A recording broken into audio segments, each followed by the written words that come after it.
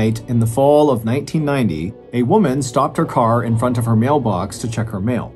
After grabbing the stack of letters, immediately she noticed one envelope in particular looked odd.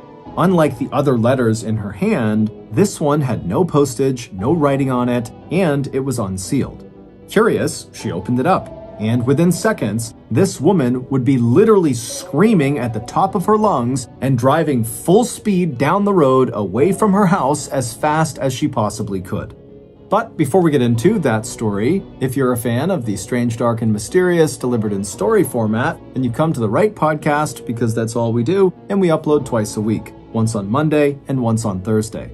So, if that's of interest to you, the next time the Amazon Music follow button cleans their house, be sure to sneak in afterwards and untuck all of their bed sheets. Okay, let's get into today's story.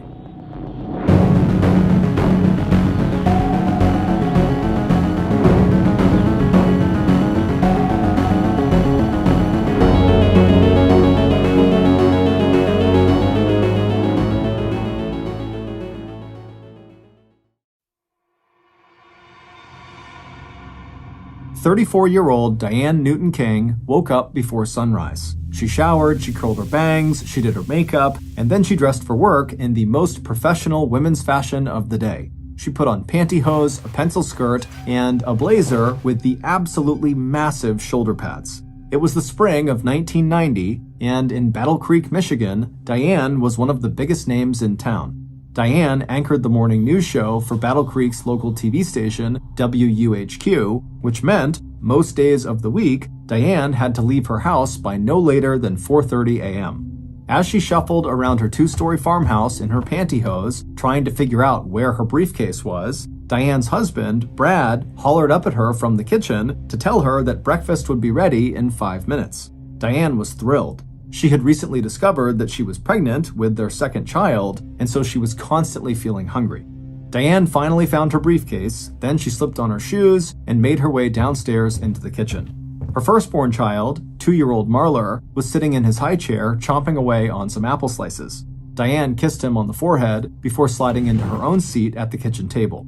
43-year-old Brad brought Diane a plate of scrambled eggs and toast. It was her favorite, and he made it for her every morning. Brad worked part-time as a criminal justice professor at the University of Western Michigan, but he liked to tell people that his real job was taking care of Diane and Marler.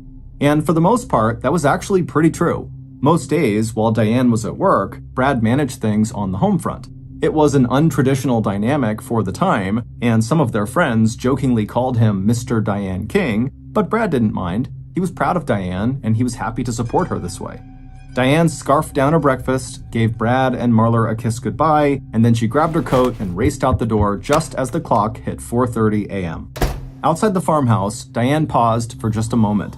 She'd always wanted to live on a farm, and when she looked out across their property, with the cement silo on the left and the old red and white Victorian barn on the right, and the hundreds of acres of farmland and woods surrounding the house, she felt like she was really living her dream, even though the family didn't do any actual farming.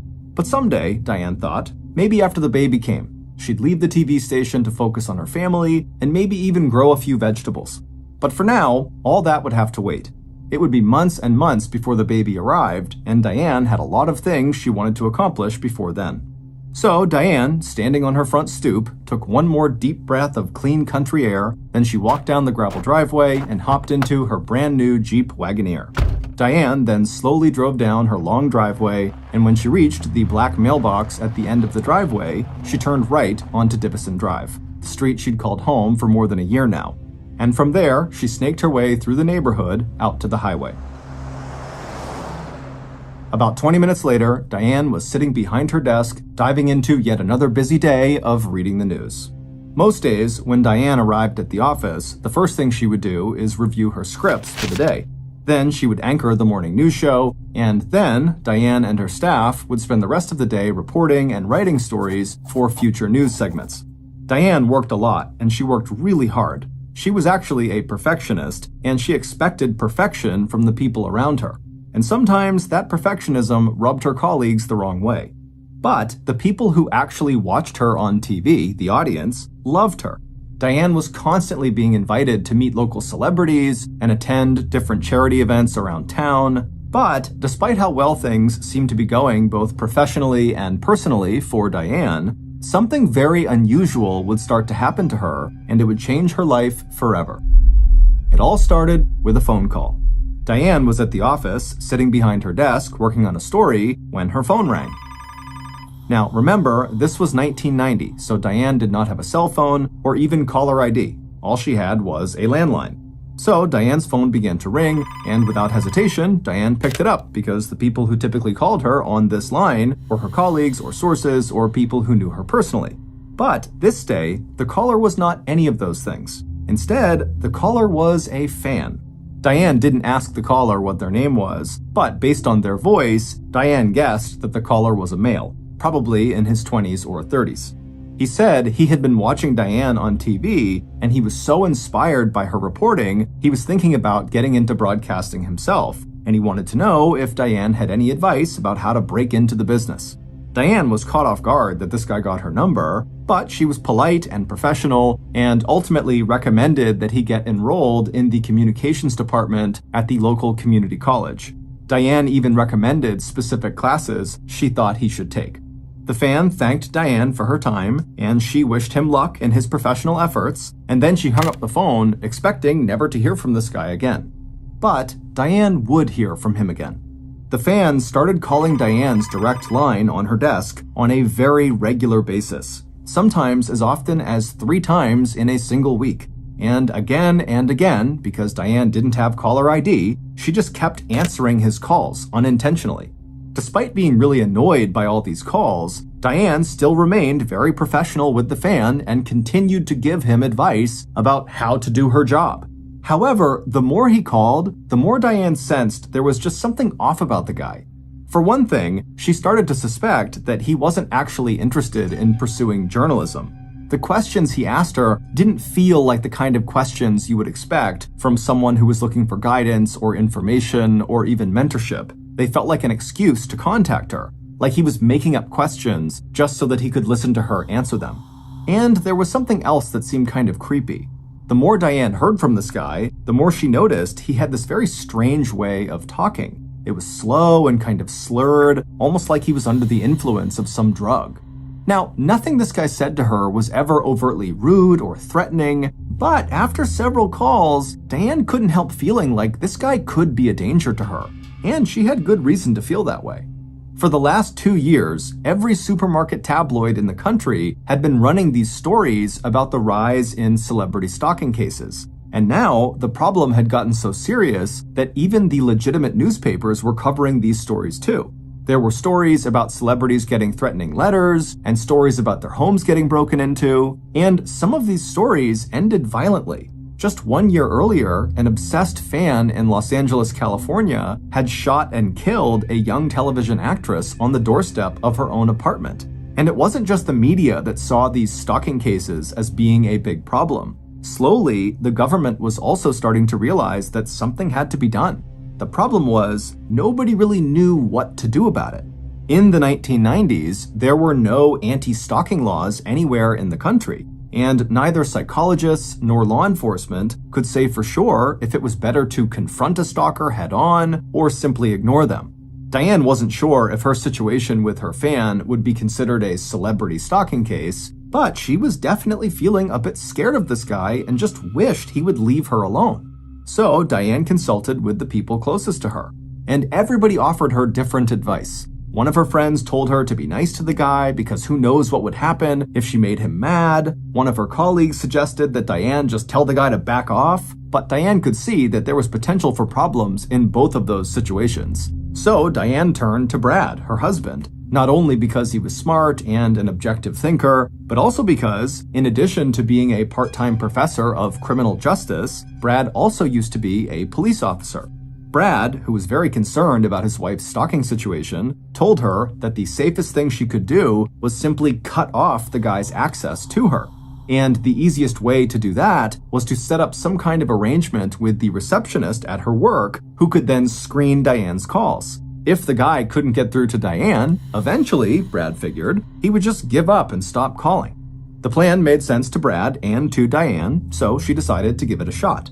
Diane talked to the receptionist at the TV station, and they worked out a screening system. The way it worked was every call that came in on Diane's direct line would actually first ring at the front desk with the receptionist, and the receptionist would answer the phone, and if it was Brad or a colleague or a source calling for Diane, they would get pushed through.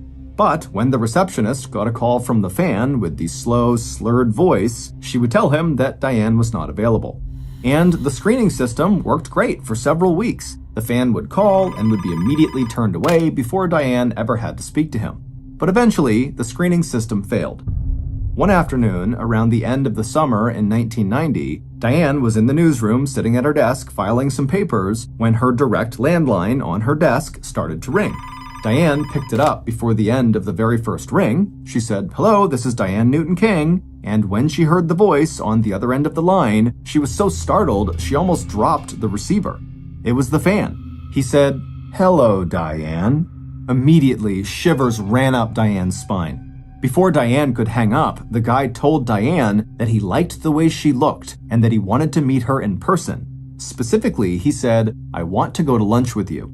Diane wanted to scream, but she was so flustered and so scared that she sort of just started stammering until finally she was able to compose herself enough to tell the guy that she appreciated the offer, but she absolutely could not meet him in person. Then she slammed the phone down and started sobbing at her desk. As she cried, everybody in the newsroom looked over and was very concerned. That night, when Diane came home, she told Brad about what happened that day, and Brad was livid. How could this guy get through to her phone? Why didn't the receptionist screen the call? Brad called the station and demanded answers, but no one at the station, including the receptionist, had any idea how this guy got through to Diane. The station told Brad they would look into the situation right away and make sure that from now on, absolutely no calls whatsoever would reach Diane's line unless they had first been screened. Now, it's unclear exactly what the station actually did to ensure that, but from that day forward, the fans' calls were always intercepted by someone at the station, and so Diane was protected from speaking with him. And after a couple of weeks, the fans' calls to the station started to slow down. And after a couple of months, the calls stopped entirely. And soon, Diane just kind of forgot about the fan and moved on to more important things in her life, like the upcoming arrival of her second child, a baby girl.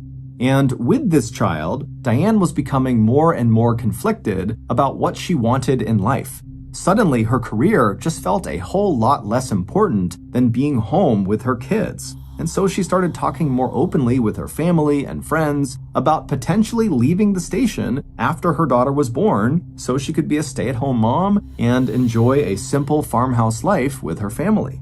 But all of that excitement and optimism about the future would come to an abrupt end one night in the fall of 1990. On the night before Halloween that year, so about 5 months after the first fan phone call, Brad told Diane that he was going to be working late that night at the university and so wouldn't be home until later in the evening, which meant Diane would have to be on primary parent duty for Marlar that afternoon when she got home from work. Now, under normal circumstances, this would not be a big deal. Diane had done plenty of parenting on her own, and she loved spending time with Marlar. What made this night so different was that Diane was now 8 months pregnant. Her belly was massive, her hormones were raging, and her joints hurt so much she could barely walk. On top of all of that, Diane was in the middle of a big project at work that was totally stressing her out. Nevertheless, when she finished her shift at the station that day, Diane drove to Marlar's daycare, she picked him up, and then they headed home. By the time Diane turned onto her street, Divison Drive, Marlar was already passed out in the back of the car in his car seat, and Diane's body was really starting to ache. So when Diane turned into her driveway, instead of stopping the car and getting out to get the mail in the mailbox by the road, she simply pulled the car right up alongside the mailbox and reached out and collected the mail through her window. And after she had the stack of letters sitting on her lap, she began flipping through them. And right away, one letter caught her attention. It was in a typical white envelope, just like most of the other letters in her lap, but this one had no postage and nothing written on it, and it wasn't sealed. Diane opened the envelope, retrieved the letter inside, and then opened it up to read, and what she saw instantly terrified her. There was just one sentence on the page, but it wasn't written by hand. Each letter of this sentence had been cut out of a magazine and then scotch taped to the page, like one of those ransom letters you see in the movies. The sentence on this strange letter read, "You should have gone to lunch with me." Diane knew immediately that this letter was from the fan. Clearly, he'd found out where she lived, and he'd visited her house that day to drop it off. In fact, she realized with sudden alarm that this guy might actually still be in the area, waiting for her to come home. In that moment, Diane forgot about everything else she had going on.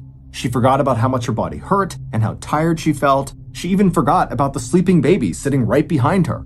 Diane just started screaming like a banshee. Then she threw the car into reverse, backed away from the mailbox, slammed on the gas, and drove away from her house as fast as she possibly could.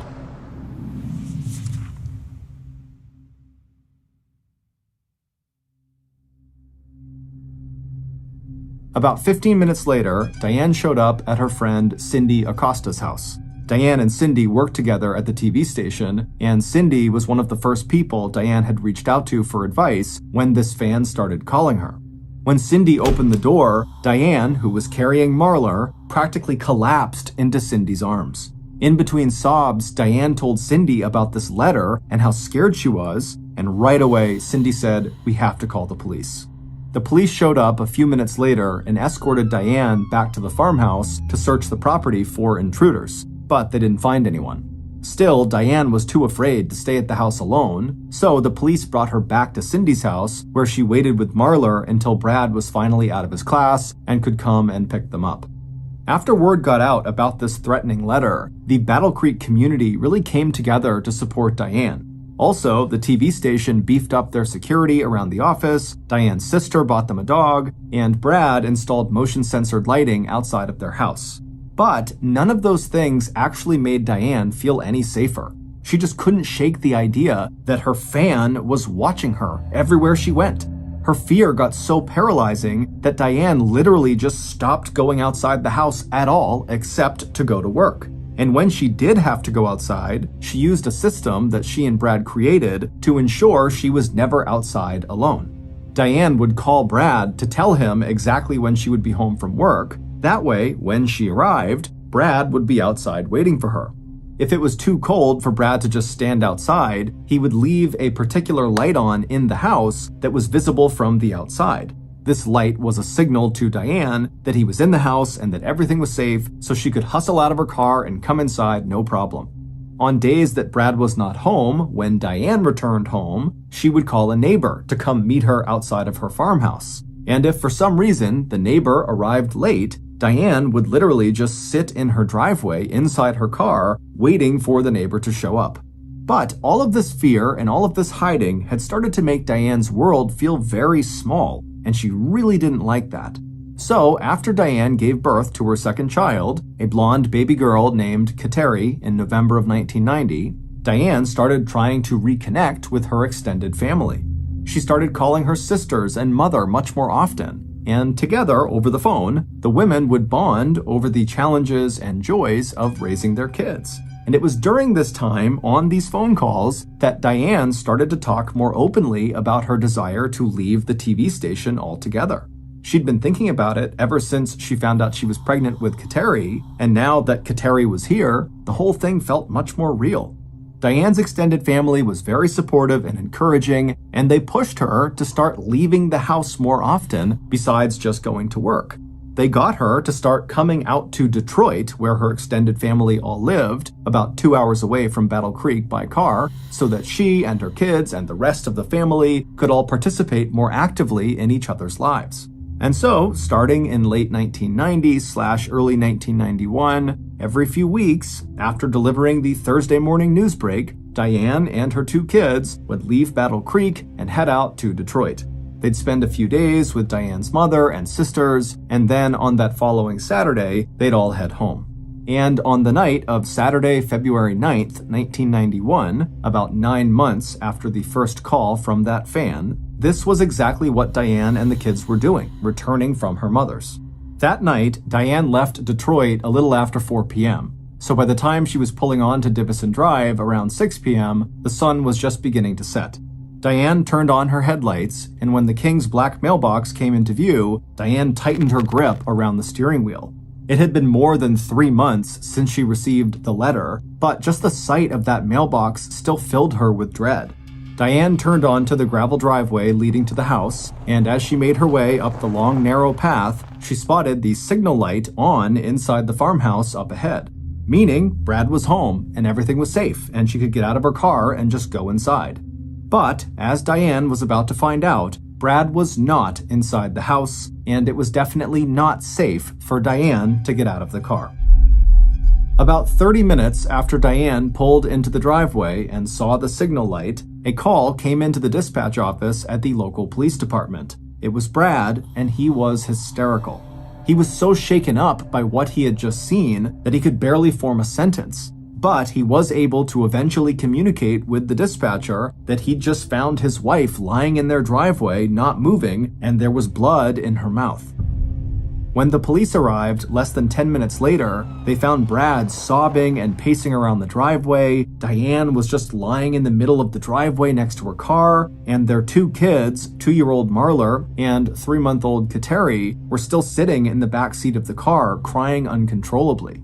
The reason Brad had left them in the car was because, as cruel as it seems, Brad knew from his work as a cop and as a criminal justice professor that even just opening the door to the car could potentially contaminate a crime scene. The responding officer walked right up to Diane and knelt down next to her. Even without much blood, it was obvious that Diane had suffered some sort of horrible injury and was definitely deceased. The officer spent a few minutes looking her over and eventually found the likely cause of death. There were 2 bullet holes in her body, one in her chest and the other near her waistline. An autopsy would later reveal that the shot to Diane's chest had been the fatal one. It had caused so much internal damage that she had died within 3 minutes of impact. Initially, though, the police had no idea how long ago those shots had been fired. But when the officer touched Diane's body, he found that it was still warm, which meant her killer might still be in the area. Instinctively, the officer grabbed his radio and called for backup. Over the next 2 hours, a small army of investigators would descend on Divison Drive. They would search the property for fingerprints and evidence, and they would interview neighbors and potential witnesses, and after a little while, they would bring one of the best trackers in the state onto the property, a German Shepherd named Travis. When Travis arrived on the scene, the dog quickly locked onto a scent trail. The dog took off running from the farmhouse straight back into the forest behind the home. The dog ran through muddy, brushy fields, then he crossed a creek, and then he sort of just stopped, turned around, and headed back to the farmhouse, where a crowd of investigators and neighbors were beginning to form outside. At the time, Travis's handler assumed that the dog had just kind of lost the scent at some point in the woods, and that was why he had stopped, turned around, and just gone back to the farmhouse. But many months after that night, once the police had figured out what happened to Diane, they would look back at Travis's initial movements that night and realize the dog had not simply given up and returned to the farmhouse. The dog had just continued to follow the scent trail, which happened to stop somewhere in the middle of the woods, turn around, and then come back to the farmhouse. In fact, that night that Diane was discovered, the killer was standing right outside of Diane and Brad's home among the police and onlookers.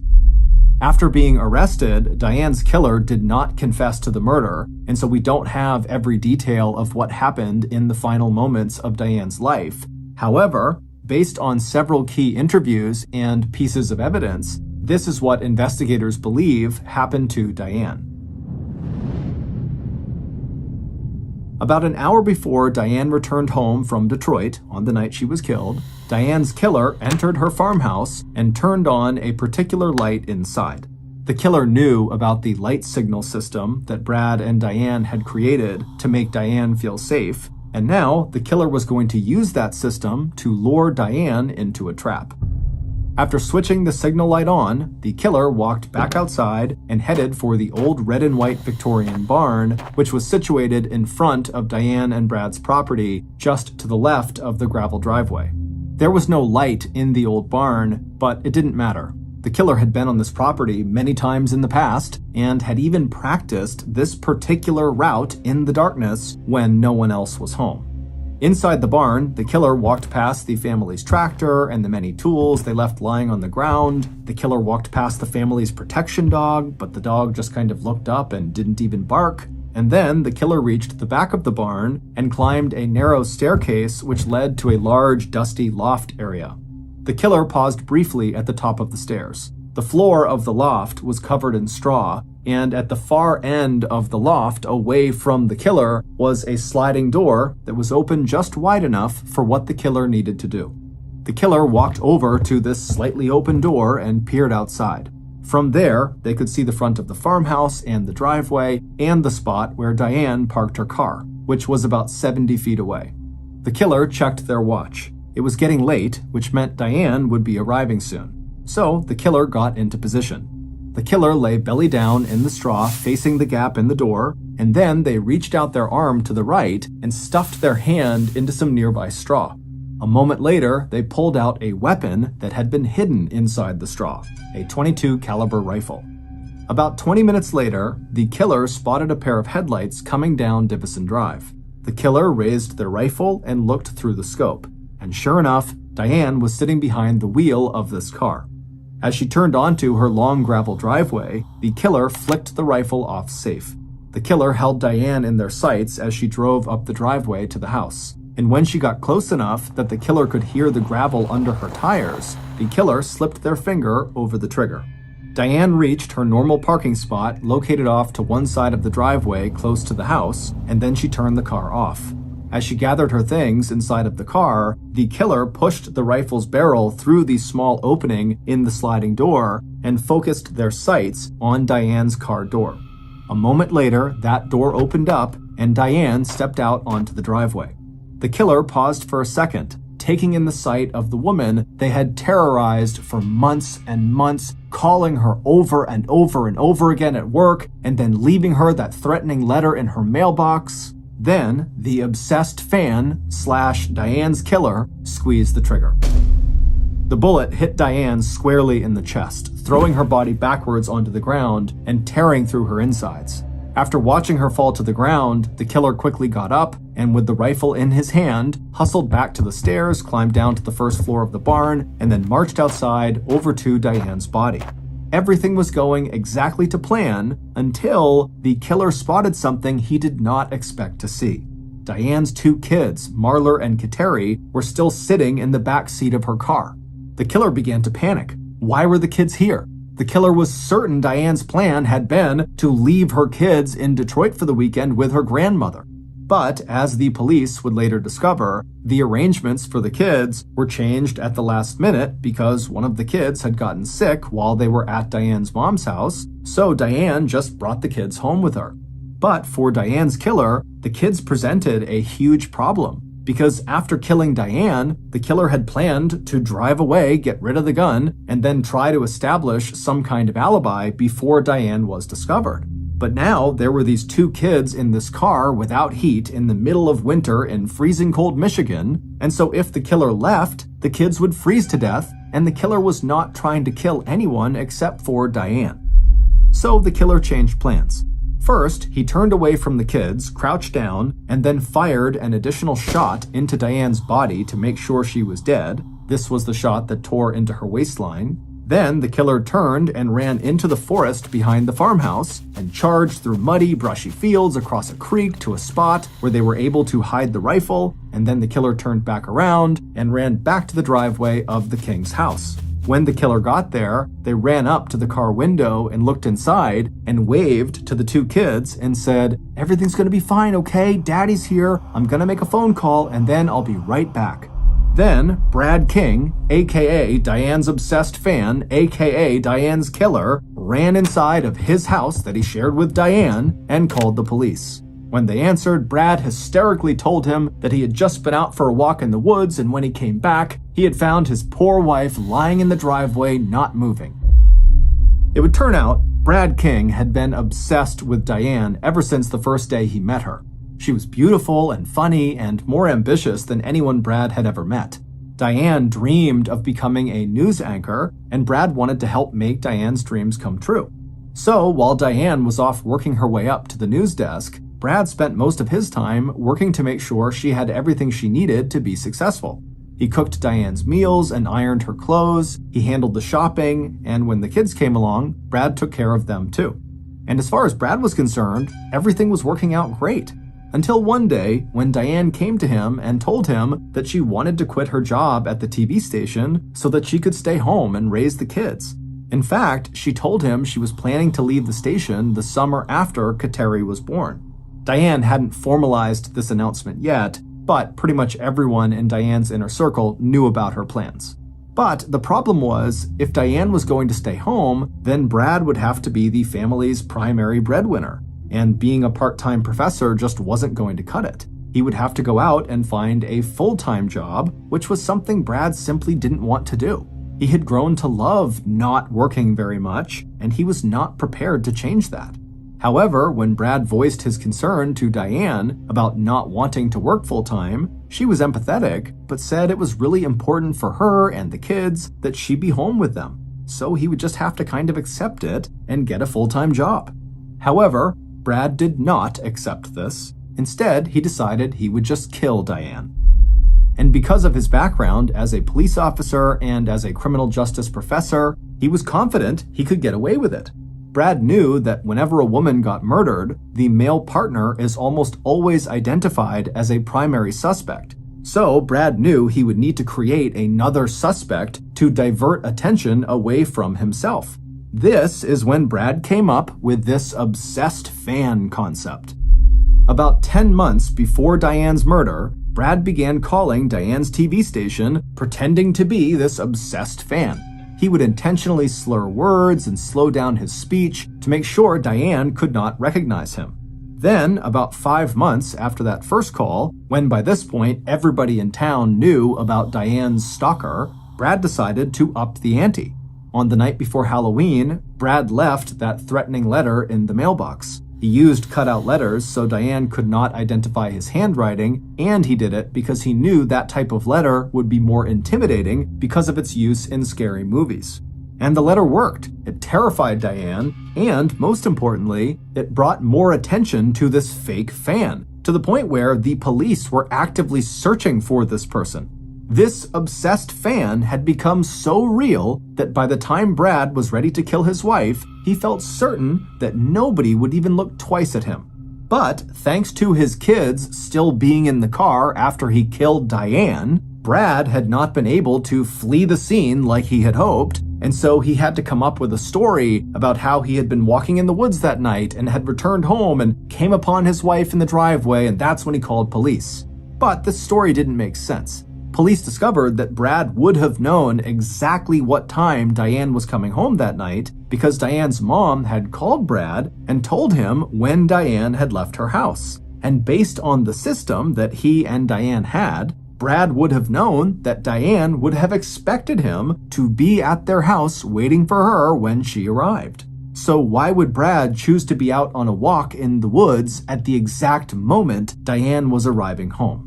Also, neighbors had just seen Brad carrying the .22 caliber rifle that was used to kill Diane. The gun was located in the creek behind their house, roughly where Travis the tracking dog had gone on the first night of the investigation. And in the barn, police also found a single shell casing from the shot that killed Diane. On December 13th, 1992, Brad was convicted of murdering his wife, Diane. He was sentenced to life in prison without the possibility of parole. He never showed any remorse for her murder. Diane was buried in Detroit, near where her family lived. On her headstone, it says, "Beloved daughter, sister, mother." Diane was also, of course, a wife, but her family decided not to include that word.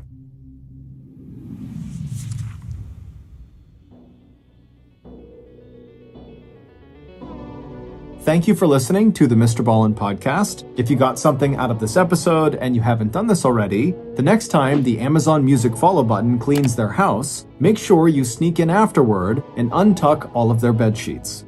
This podcast airs every Monday and Thursday morning, but in the meantime, you can always watch one of the hundreds of stories we have posted on our main YouTube channel, which is just called MrBallen. Consider donating to our charity. It's called the MrBallen Foundation, and it provides support to victims of violent crime as well as their families. Monthly donors to the MrBallen Foundation Honor Them Society will receive free gifts and exclusive invites to special live events. Go to mrballen.foundation and click Get Involved to join the Honor Them Society today. If you want to get in touch with me, please follow me on any major social media platform and then send me a direct message. My username is just @MrBallen, and I really do read the majority of my DMs. Lastly, we have some really cool merchandise, so head on over to shopmrballen.com to have a look. So that's going to do it. I really appreciate your support. Until next time, see ya.